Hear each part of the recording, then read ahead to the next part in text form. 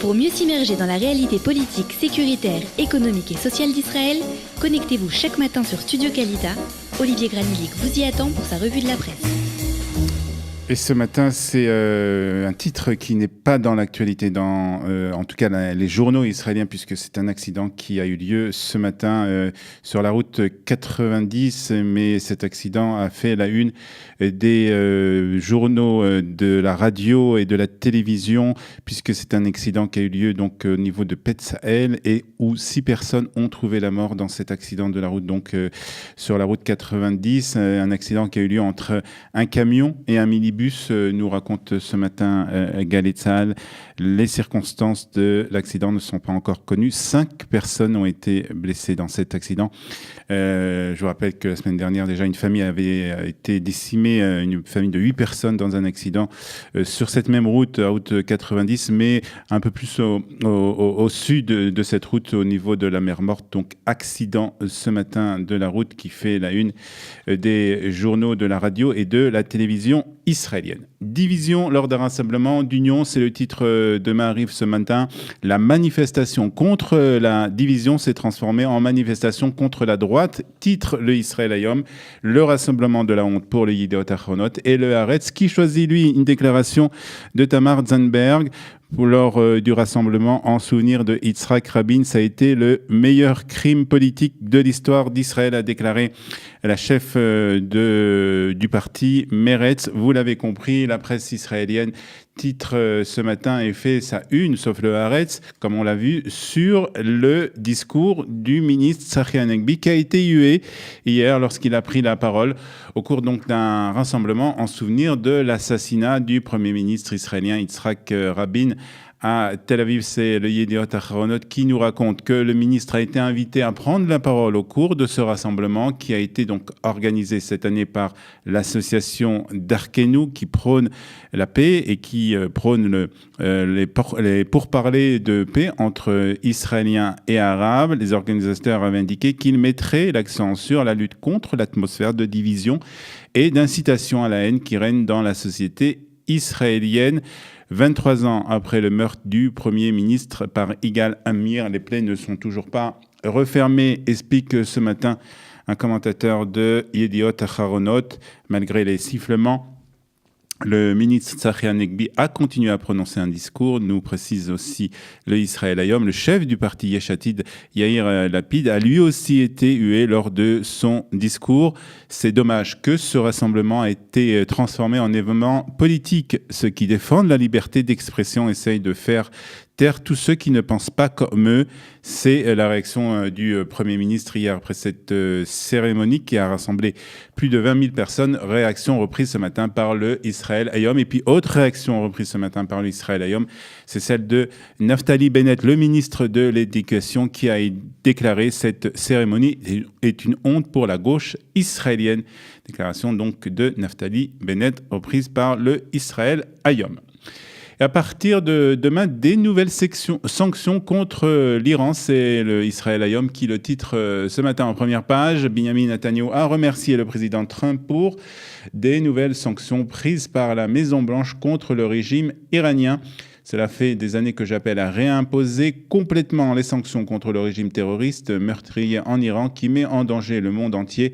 C'est ce qu'a rappelé le Premier ministre israélien. Merci au président Trump pour cette mesure historique. En effet, les sanctions arrivent, a ajouté le Premier ministre. Le Yediot Ahronot nous rappelle qu'un jour avant l'entrée en vigueur de nouvelles sanctions américaines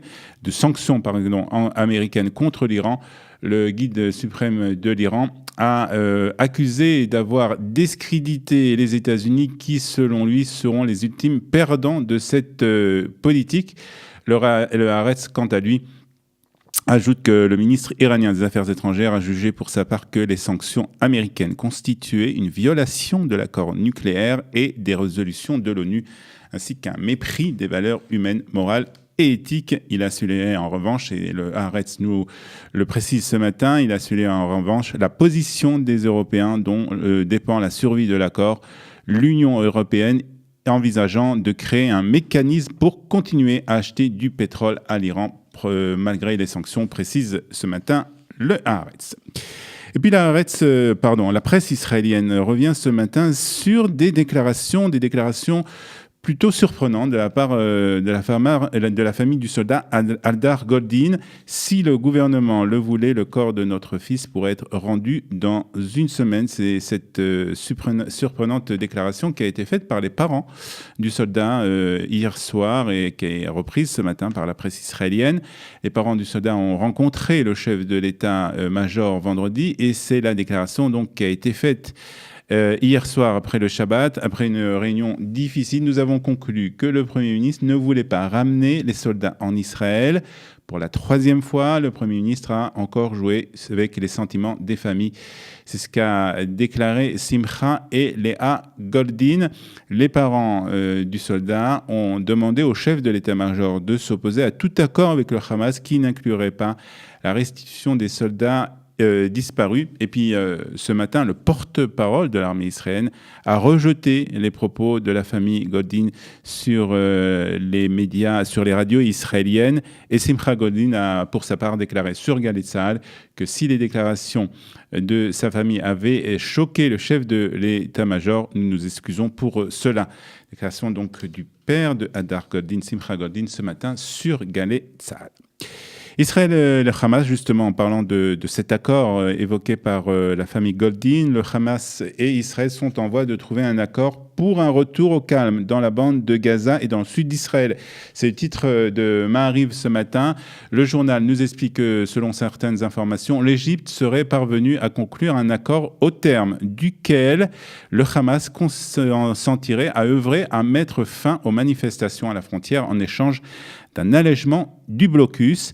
Les médias israéliens ont ajouté qu'en échange d'une accalmie, Israël permettrait aussi le financement par le Qatar de la fourniture de fioul pour la production d'électricité à Gaza et le paiement des employés de l'administration gazaoui. Aucune confirmation officielle n'a pu cependant être obtenue par les parties impliquées dans cet accord, nous indique le Maariv. Et quant au Yediot Ahronot, il nous annonce ce matin que ce vendredi a été l'un des vendredis les plus calmes depuis le 30 mars dernier, c'est-à-dire depuis la date à laquelle ont commencé les manifestations le long de la frontière avec la bande de Gaza. 7 Palestiniens, nous explique ce matin les Yediot Ahronot, ont été blessés lors d'affrontements entre les soldats israéliens et les manifestants palestiniens.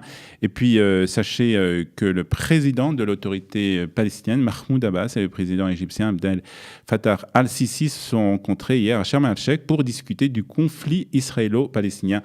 Une information qu'on a trouvée ce matin dans le Israël Hayom. Et le Brésil n'est pas le seul pays qui pourrait transférer prochainement son ambassade depuis Tel Aviv à Jérusalem. C'est ce qu'a déclaré le Premier ministre après avoir participé à un sommet des pays baltiques.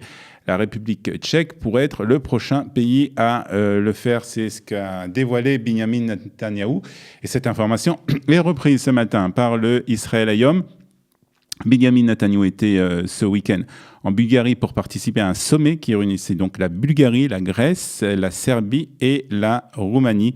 Tous m'ont assuré qu'ils changeraient leur façon de voter sur les questions liées à Israël au sein de l'Union européenne et aux Nations unies. Je suis très fier de représenter le peuple d'Israël parmi eux, a écrit le Premier ministre sur les réseaux sociaux. Et puis selon la radio israélienne de ce matin, selon Galei Tzahal de ce matin, le Premier ministre a aussi demandé aux dirigeants de ce sommet d'agir pour éviter le financement par certaines ONG européennes d'activités terroristes ou anti-israéliennes. C'était une demande donc faite par le Premier ministre.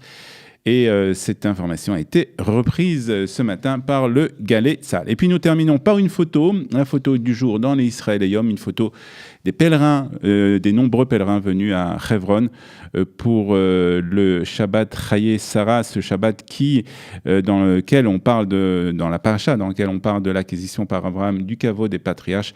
Un Shabbat, nous dit le Israël Hayom, qui s'est déroulé sans incident particulier et qui a été placé sous la haute surveillance des services de sécurité et de Tzahal. Une photo donc publiée ce matin des pèlerins autour donc du caveau des patriarches à Hebron. Photo publiée ce matin par le Israël Hayom. 8h et presque 45 minutes, l'heure d'écouter quelques notes de musique. Et ensuite, nous reviendrons sur le sujet des élections municipales en Israël et nous parlerons d'une élection qui a été très suivie et très commentée. Et nous en parlerons avec Céline, qui est une habitante de Beth Shemesh, et nous parlerons avec elle donc des élections municipales à Beth Shemesh dans quelques minutes.